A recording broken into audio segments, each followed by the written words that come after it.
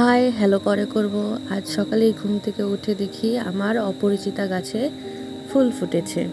তো ভাবলাম অপরিচিতা ফুলের চা বানাই। আমি আগে কখনো ট্রাই করিনি। তো আমি ফুলটি ছিঁড়ে নিলাম। এখানে আমি মিঠুর সাথে একটু গল্প করলাম, মিঠুকে ফুলটা দেখালাম, কিন্তু ও আমাকে কোনো পাত্তাই দিল না। তো চলো অপরিচিতা চা বানাই। প্রথমে আমি পানি গরম করার জন্য কিছু পানি দিয়ে দিলাম চুলায়।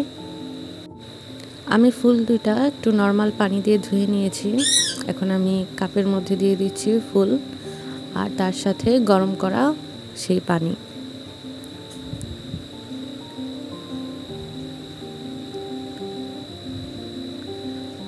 প্রথমে ভাবতেছিলাম কালার হয় না কেন, পরে দেখি আস্তে আস্তে কালার ছাড়তেছে, ফুল থেকে নীল কালার বের হচ্ছে।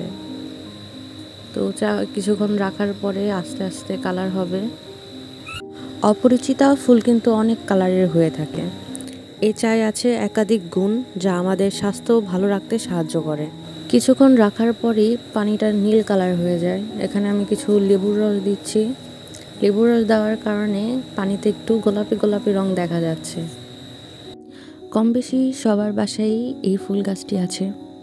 আসলে প্রকৃতিতে পাওয়া সব জিনিসই আমাদের কাজেও লাগে এবং উপকারেও আসে। একবার হলেও এই চাটি বাসায় ট্রাই করেন।